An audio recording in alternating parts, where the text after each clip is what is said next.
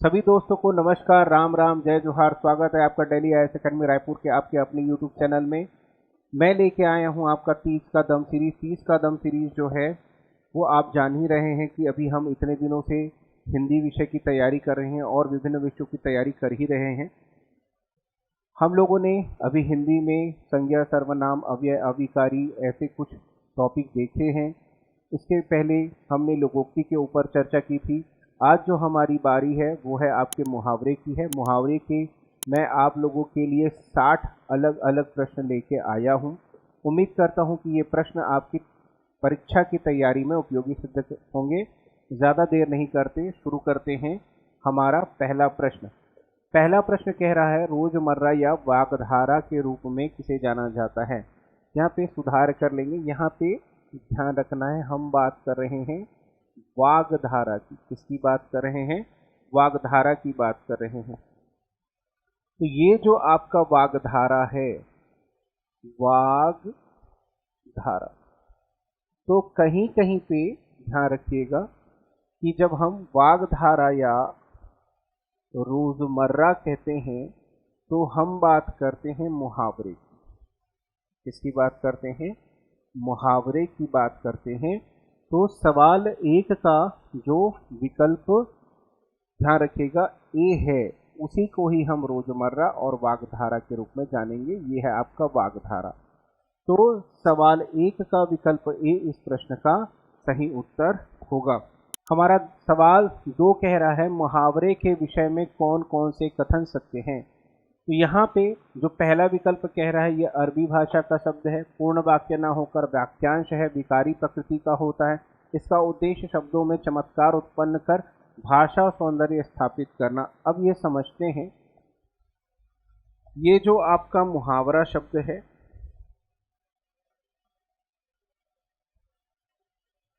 मुहावरा अरबी फारसी भाषा का शब्द है, ये बिल्कुल सही है। दूसरी बात, ये सौंदर्य और चमत्कार उत्पन्न करता है, ये भी बिल्कुल सही है। और साथ ही साथ यहाँ पे ध्यान रखना है, ये किस प्रकृति का है? विकारी प्रकृति का होता है। और कैसा है आपका? वाक्यांश है। ये पूर्ण वाक्य नहीं होते, मतलब अपने अस्तित्व के लिए इसे किसी और वाक्य पर निर्भर होना रहता है। विकारी मतलब होता है परिवर्तनशील। ये सारे ही शर्तें पूरी कर रहा है, इसलिए प्रश्न दो का जो विकल्प डी है वो इस प्रश्न का सही उत्तर होगा। बढ़ते हैं अपने अगले प्रश्न की तरफ। हमारा अगला प्रश्न कह रहा है, अंगारों पर पैर रखना, अंगारों पर पैर रखना मुहावरे का अर्थ बताइए। अब देखते हैं कौन कौन से विकल्प हैं। अत्यंत दुख सहना, प्रचंड गर्मी पड़ना, क्रोध करना या जानबूझकर खतरनाक कार्य करना। अब ये ध्यान रखिएगा, अंगारों पर पैर रखने का लग जरूर रहा है कि अंगारों पर पैर रखना, यहाँ पे चीजें हम कर रहे हैं जानबूझकर। दुख तो होगा लेकिन यहाँ पे हम जानबूझकर कर रहे हैं। गर्मी पड़ने की बात नहीं हो रही, क्रोध करने की बात नहीं हो रही। क्या बात हो रही है? जानबूझकर हम क्या कर रहे हैं? खतरनाक कार्य कर रहे हैं। इसलिए सवाल 3 का जो विकल्प डी है वो इस प्रश्न का सही उत्तर होगा। बढ़ते हैं अपने सवाल 4 की तरफ। सवाल 4 क्या कह रहा है? अंगारों पर लूटना मुहावरे का अर्थ बताइए। तो यहाँ पे बोल रहा है विकल्प, जानबूझकर खतरनाक कार्य करना, क्रोध करना, पागल हो जाना, जलन के मारे कुढ़ना। तो ये आप मुझे बताइएगा कि इसका क्या हो सकता है आंसर। तो कमेंट बॉक्स में आप कमेंट कीजिए और बताइए इसका उत्तर क्या होगा। ठीक है, बढ़ते हैं अपने सवाल 5 की तरफ। सवाल 5 क्या कह रहा है? तो सवाल 5 ये कह रहा है कि अंगूठा चूमना मुहावरे का अर्थ बताइए। तो यहाँ पे खुशामद करना, चापलूसी करना, ए व बी दोनों। अब ये समझते हैं, ये जो अंगूठा चूसना है या अंगूठा चूमना है, इसका अर्थ ये निकलता है। देखिए, अंगूठा अगर आप देखेंगे तो कैसा होता है? गंदा होता है। किसी का आप अंगूठा चूस रहे हैं मतलब, या चूम रहे हैं मतलब क्या कर रहे हैं? उसकी खुशामद कर रहे हैं, उसकी चापलूसी कर रहे हैं। तो मतलब ये जो विकल्प ए व बी दोनों ये सही बैठेगा। अब बढ़ते हैं अपने सवाल 6 की तरफ। सवाल 6 क्या कह रहा है? सवाल 6 कह रहा है, अचरा पसारना, इसको सुधार लीजिएगा, अचरा पसारना। तो जब हम अचरा पसारना की बात करते हैं तो अचरा पसारने का मतलब है कि हम याचना कर रहे हैं। हम क्या कर रहे हैं? याचना कर रहे हैं। कपड़ा फैलाना तो सामान्य अर्थ निकलेगा, इसलिए बी गलत होगा, तो बी गलत है तो सी भी आपका गलत हो जाएगा। इसलिए सवाल 6 का विकल्प ए इस प्रश्न का सही उत्तर होगा। अब बढ़ते हैं अपने सवाल 7 की तरफ। सवाल 7 क्या कह रहा है? अंटी मारना मुहावरे का अर्थ बताइए। तो पलटना, कंचे खेलना, चाल चलना, यहाँ पे ध्यान रखिएगा। अंटी मारने का मतलब होता है आपका चाल चलना। क्या होगा आपका? चाल चलना। तो सवाल जो 7 है उसका विकल्प सी इस प्रश्न का सही उत्तर होगा। बढ़ते हैं अपने सवाल 8 की तरफ। सवाल 8 क्या कह रहा है? अंधा बनना मुहावरे का अर्थ बताइए।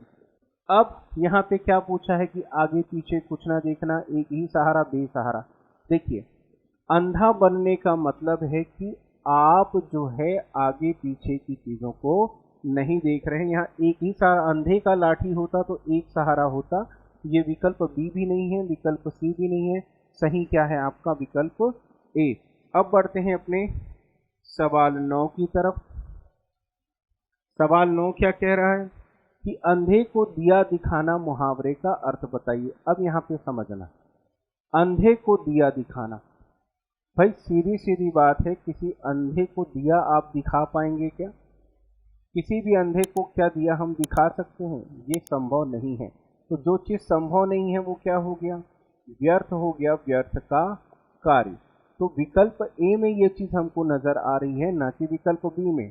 भाई अंधे को रास्ता दिखाते या अंधे का हाथ पकड़ के आप रास्ता पार करवाते तो पुण्य का कार्य हो सकता था, लेकिन यहाँ पे क्या हो रहा है? व्यर्थ का कार्य कर रहे हैं अपन। तो सवाल जो 9 है उसका विकल्प ए इस प्रश्न का सही उत्तर होगा। अब बढ़ते हैं अपन सवाल 10 की तरफ। सवाल 10 कह रहा है कि अन्न जल उठना मुहावरे का अर्थ बताइए। क्या बोल रहा है कि किसी स्थान से संबंध टूटने का समय आना, मृत्यु होना, समय खराब होना, या इनमें से कोई नहीं। यहाँ पे ध्यान रखिएगा, जब भी अन्न जल उठने की बात कर रहे हैं या दाना पानी उठने की बात कर रहे हैं, मतलब हमारा उस स्थान से संबंध टूट रहा है, उस स्थान विशेष से हमारा संबंध टूट रहा है। तो जिस स्थान विशेष से हमारा संबंध टूटेगा तो यहाँ पे आपका कौन सा विकल्प सही बैठेगा? विकल्प ए। यहाँ मृत्यु होने की बात नहीं है, समय खराब होने की बात नहीं है, यहाँ पे बात हो रही है किसी अन्न जल उठने की, यानी किसी स्थान से संबंध टूटने का समय आना। अब बढ़ते हैं सवाल 11 की तरफ। सवाल 11 बहुत इंपॉर्टेंट है, देखिएगा। 2.5 दिन की हुकूमत, यहाँ पे हुकूमत का मतलब होता है शानो शौकत। यहाँ पे हुकूमत का मतलब है आपका शानो शौकत। और जब आप हुकूमत का मतलब शानो शौकत समझ रहे हैं और यहाँ पे बात किसकी हो रही है? 2.5 दिन। 2.5 दिन मतलब अल्प समय या कुछ दिन। तो अल्प समय के शानो शौकत की बात हो रही है। तो सवाल 11 में यहाँ पे कैसा दिख रहा है? कुछ दिनों का दुख। दुख की बात नहीं हो रही, हुकूमत दुख की बात नहीं कर रहा है, कुछ दिनों के शानो शौकत की बात हो रही है। तो विकल्प बी सही है, सी, डी और ए क्या हो गए? गलत हो गए। अब बढ़ते हैं अपने सवाल 12 की तरफ। सवाल 12 क्या कह रहा है? आंख का काटा मुहावरे का अर्थ बताइए। अब यहाँ पे समझना है, आपके आंखों में कौन चुभेगा? तो यहाँ पे ध्यान रखना, आपके आंखों का काटा होगा, वो होगा आपका शत्रु। वो कौन होगा? आपका शत्रु होगा। तो आंख का काटा मुहावरे का अर्थ होगा शत्रु। दुख तो होता है, शत्रु आपको पीड़ा देगा, सुख तो पहुंचाएगा नहीं, तो सुख तो हो नहीं सकता। दुखद घटना जरूर है, बट यहाँ पे आंख का काटा के लिए जो वास्तविक आपका विकल्प सही होगा वो होगा विकल्प डी। अब बढ़ते हैं अपने सवाल 13 की तरफ। सवाल 13 क्या कह रहा है? तो सवाल 13 ये कह रहा है कि आंखें फाड़ कर देखना मुहावरे का अर्थ बताइए। अब यहाँ पे समझना, आंखें फाड़ के देखने का मतलब पहली बार देखना नहीं, ठीक है? इसलिए ये तो होगा नहीं। दूसरी बात, आंखें फाड़ के देखने का मतलब आप क्रोध से भी नहीं देख रहे हैं, यहाँ पे आप पहली बार भी नहीं देख रहे हैं। किसी भी जब विषय को या वस्तु को हम उत्सुकता से घूरते हैं तो उसे कहते हैं आंखें फाड़कर देखना। इसलिए सवाल 13 का जो विकल्प ए है वो इस प्रश्न का सही उत्तर होगा। अब हमारे पास प्रश्न 14 है। ये प्रश्न क्या कह रहा है? आग लगाकर तमाशा देखना। तो तमाशा का मतलब होता है मजे लूटना। भाई अगर कोई व्यक्ति तमाशा कर रहा है, तमाशा देख रहा है, तो तमाशा देख रहा है किस लिए? आनंद प्राप्ति के लिए, मजे करने के लिए। तो यहाँ पे मजे की बात होगी। और आग लगाकर, आग लगाने का संबंध है कि किन्हीं के बीच में झगड़ा करवाना। तो जो झगड़ा करवाकर मजे लूटे उसे ही हम क्या बोलेंगे? आग लगाकर तमाशा देखना। तो विकल्प ए इस विकल्प का सही उत्तर होगा। यहाँ परेशान की बात नहीं हो रही, हालांकि परेशानी तो होगी, चोरी तो बिल्कुल नहीं है। तो ये ध्यान रखिएगा, झगड़ा लगाकर मजे लूटने वाली बात हो रही है। अब हम बढ़ते हैं अपने अगले प्रश्न की तरफ। हमारा अगला प्रश्न है सवाल 15। क्या कह रहा है? आठों पहर मुहावरे का अर्थ बताइए। देखिए यहाँ पे अगर इसको समझें आप तो 4 प्रहर का दिन और 4 प्रहर की रात। तो 4 और 4 मिले तो क्या बना आपका? दिन और रात। क्या बन गया? दिन और रात। और 4 प्रहर दिन और रात मिला के कितना होगा? तो यहाँ पे होगा आपका 24 घंटा। तो ये ध्यान रखना है, ये दोनों ही विकल्प हमको विकल्प सी में दिख रहे हैं। केवल एकल विकल्प की बात नहीं हो रही है, दोनों विकल्प की बात हो रही है। इसलिए जो सवाल 15 है, सवाल 15 का विकल्प सी इस प्रश्न का सही उत्तर होगा। अब बढ़ते हैं सवाल 16 की तरफ। सवाल 16 क्या कह रहा है? ईंट तक बिकवा देना मुहावरे का अर्थ बताइए। अब यहाँ पे ध्यान रखिएगा, ईंट तक, ईंट बिकवा देना और ईंट तक बिकवा देना, ये अगर आप समझते हैं, तक से आपको समझ जाना है कि यहाँ पे बात नकारात्मक हो रही है, मतलब मुनाफा तो नहीं होगा। किसी का आपने ईंट तक बिकवा दिया मतलब आपने उसका सब कुछ नष्ट कर दिया। कहाँ से आप सहायता करेंगे? तक जो शब्द है यहाँ पे नकारात्मकता का बोध करा रहा है, इसलिए यहीं से इसको समझते हुए ध्यान रखना है कि इसका अर्थ क्या निकलेगा? सर्वस्व नष्ट कर देना। तो सर्वस्व नष्ट कर देना। तो सवाल 16 का जो विकल्प सी है वो इस प्रश्न का सही उत्तर होगा। अब बढ़ते हैं अपने सवाल 17 की तरफ। सवाल 17 क्या बोल रहा है? सवाल 17 ये बोल रहा है कि उधार खाए बैठना मुहावरे का अर्थ बताइए। तो प्रतीक्षा में रहना, कर्ज लेना, धोखा देना। अब यहाँ पे उधार खाए बैठना, देखिए कर्ज लेना तो बिल्कुल सही बात है, लेकिन यहाँ पे आपको जो ध्यान रखना है, जैसे थोड़ा सा पीछे अपन चले गए थे, आ जाते हैं फिर से अपने सवाल 17 में। सवाल 17 कह रहा है उधार खाए बैठना मुहावरे का अर्थ बताइए।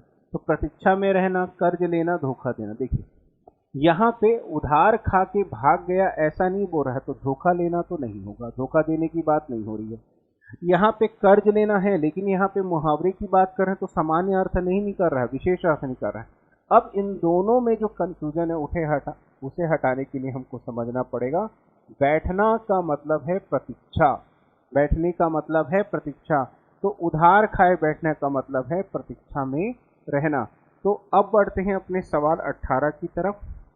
सवाल 18 क्या बोल रहा है? तो सवाल 18 बोल रहा है उड़ती खबर मुहावरे का अर्थ है।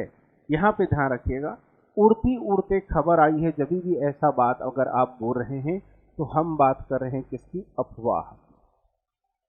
किसकी बात कर रहे हैं अपन? अफवाह की बात कर रहे हैं। अब ये जो अफवाह है, यहाँ पे हम जानकारी में लिखे, लेकिन वो जानकारी गलत है। गलत जानकारी क्या होगी? अफवाह होगी। इसलिए सवाल 18 का जो विकल्प ए है वो इस प्रश्न का सही उत्तर होगा। अब बढ़ते हैं सवाल 19 की तरफ। अब यहाँ पे बोल रहे उंगली पे नाचना, नचाना नहीं बोल रहे, क्या बोल रहा है? नाचना। अब ये ध्यान रखो, नाचना है मतलब यहाँ पे ध्यान रखना है कि हम किसी के वश में हो गए। इशारों पर नचाना नहीं है, यहाँ पे नाचना बोला है मतलब वश में हो जाना। किसकी बात हो रही है?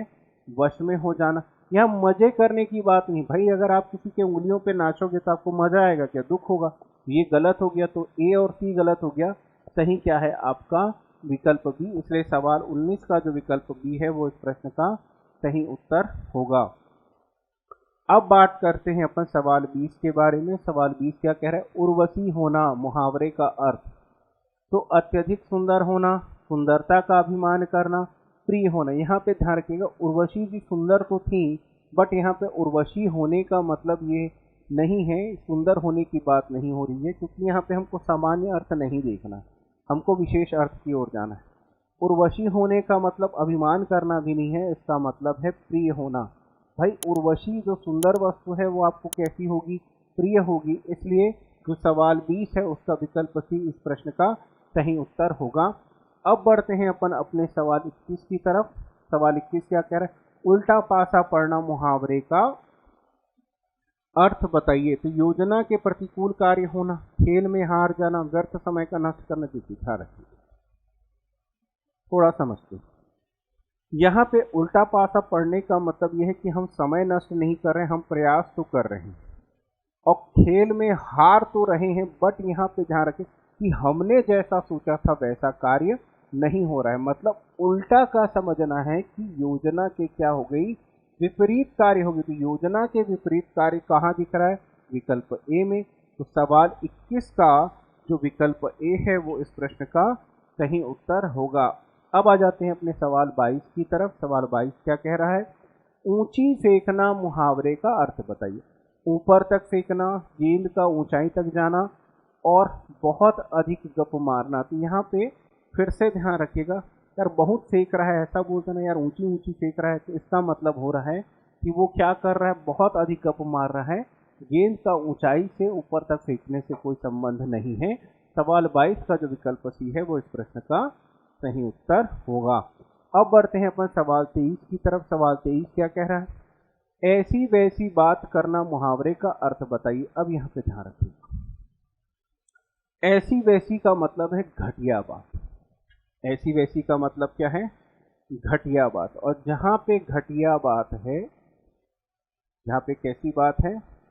घटिया बात है, उसको हम क्या बोलेंगे? ऊंची हरकत या ऊंची बात करना। दुर्दशा की बात नहीं हो रही है, व्यर्थ बकवास नहीं हो रहा। फालतू बात करना होता तो हम बोलते व्यर्थ बकवास, यहाँ पे दुर्दशा नहीं बोल, ऊंची बात कर रहा है। तो जो सवाल 23 का विकल्प ए है वो इस प्रश्न का सही उत्तर होगा। अब देखते हैं हमारा सवाल 24 क्या कह रहा है। बढ़ते हैं सवाल 24 की तरफ। सवाल 24 कह रहा है कान काटना मुहावरे का अर्थ बताइए। अब ये जो कान काटना मुहावरे का अर्थ है, तो कान काट के आप किसी को हराते भी हैं, किसी के साथ आप चालाकी भी करते हैं, और धूर्ता आतिथ्य में हम कैसे हों? जब बढ़ के हों तब हम इसे बोलेंगे कान काटना। तो ये तीनों ही विकल्प हमको डी में नजर आ रहे हैं। किस में नजर आ रहे हैं? डी में नजर आ रहे हैं। इसलिए सवाल 24 का जो विकल्प डी है वो इस प्रश्न का सही उत्तर होगा। अब बढ़ते हैं अपन सवाल 25 की तरफ। सवाल 25 क्या कह रहा है? काफूर होना मुहावरे का अर्थ बताइए। अब ये ध्यान रखिए, काफूर होने का मतलब है नष्ट होना, और नष्ट होना जो है वो गुप्त होने से जुड़ा नहीं है, गायब होने से जुड़ा है। इससे जुड़ा है गायब होने से। भाई कोई चीज नष्ट हो गई मतलब वो आपके आंखों से ओझल हो गई, गायब हो गई, और गायब हो गई विकल्प ए में है। यहाँ पे हम बातों को गुप्त नहीं रख रहे हैं, ना ही ध्यान से सुन रहे हैं। तो विकल्प बी विकल्प सी गलत है, विकल्प ए सही है। तो सवाल 25 का जो विकल्प ए है वो इस प्रश्न का सही उत्तर होगा। अब बढ़ते हैं अपन सवाल 26 की तरफ। सवाल 26 क्या कह रहा है कि कानों में तेल डालना मुहावरे का अर्थ है। कान का मैल निकालना, कान का इलाज करवाना, सुनकर भी ध्यान नहीं देना। अब ये ध्यान रखिए, कानों का इलाज कराने के लिए तेल जरूर डाला जाता है, बट यहाँ पे हम उसका सामान्य अर्थ नहीं कर रहे। मैल तो बिल्कुल नहीं निकाल रहे हैं। यहाँ पे हम क्या कर रहे हैं? कानों में तेल डालने का मतलब हम किसी की चीज़ों को अनसुना कर रहे हैं, किसी की बातों को अनसुना कर रहे हैं। तो जब किसी की बातों को अनसुना किया जाए तो वहाँ पे क्या आएगा? आपका विकल्प सी। तो कानों में तेल डालना मुहावरे का अर्थ है विकल्प सी। अब हम बढ़ते हैं अपने अगले सवाल की तरफ। सवाल 27 क्या कह रहा है? सवाल 27 कह रहा है किराए का टट्टू होना मुहावरे का अर्थ बताइए। इसका उत्तर आप मुझे कमेंट बॉक्स में देंगे। अब बढ़ते हैं अपन सवाल 28 की तरफ। सवाल 28 क्या कह रहा है? कौड़ी कौड़ी पर जान देना। अब ये बहुत ध्यान से देखिएगा कि यहाँ पे विकल्पों को देखते हैं तो अत्यधिक कंजूस होना, पैसों से अत्यधिक प्रेम होना, कौड़ी का व्यापारी होना, इनमें से कोई नहीं। अब ध्यान रखिएगा, बहुत सारे लोग, बहुत उद्योगपति लोग पैसों से प्यार करते हैं, लेकिन यहाँ पे ध्यान रखिएगा वो जान नहीं देते। जान देता है वो व्यक्ति जो बहुत कृपण होता है, बहुत कंजूस होता है। जो कंजूस होता है उसको अगर एक पैसा भी कहीं चला गया तो उसे बहुत दुख होता है, उसे बहुत पीड़ा होती है। तो यहाँ पे ध्यान रखना है, कौड़ी कौड़ी पर जो जान देने का मतलब है उसका मीनिंग कर रहा है कि अत्यधिक कंजूस होना। इसलिए विकल्प बी, सी और डी क्या हो गए? गलत हो गए। अब बढ़ते हैं अपन सवाल 29 की तरफ। सवाल 29 क्या कह रहा है? तो सवाल 29 में देखते हैं कि क्या दिख रहा है। सवाल 29 कह रहा है कुर्सी तोड़ना मुहावरे का अर्थ बताइए। तो कामना करना, लड़ाई झगड़ा करना, पद का लालची होना। देखिए, कुर्सी तोड़ने का ना आपको ये नहीं समझना है कि यहाँ पे लड़ाई झगड़ा हो रहा है। कुर्सी तोड़ने का मतलब है कि व्यक्ति जो है अपना समय नष्ट कर रहा है, काम नहीं कर रहा है। तो विकल्प ए सही है। पद का लालची नहीं है। अगर हम बोलते कि कुर्सी के पीछे पागल, तब हम बोलते कि पद का लालची है। इसलिए विकल्प सी, विकल्प बी गलत हो गए। सही क्या है आपका? विकल्प ए। अब हम बढ़ते हैं अपने अंतिम प्रश्न की तरफ। अंतिम प्रश्न क्या कह रहा है? कौवे उठाना मुहावरे का अर्थ बताइए। अब यहाँ पे ध्यान रखिएगा, कौवे उठाना, कौवा को हम एक तरीके से नकारात्मक जीव मानते हैं, तो वो कार्य भी निकृष्ट कर रहा है। और निकृष्ट के लिए एक शब्द और क्या है? घटिया। तो निकृष्ट और घटिया ये दोनों कहाँ दिख रहे हैं? विकल्प सी में। इसलिए सवाल 30 का जो विकल्प सी है वो इस प्रश्न का सही उत्तर होगा। इसी प्रकार के अन्य प्रश्नों के लिए बने रहिएगा। यहाँ से आपकी तैयारी और अच्छी होनी शुरू हो जानी चाहिए, क्योंकि लगभग अब आपके पास 1 महीने का ही समय शेष है। और इस 1 महीने के समय में आपको कम से कम 2 से 3 बार रिवीजन कर ही लेना है, ताकि आपकी तैयारी दुरुस्त रहे। ठीक है, धन्यवाद।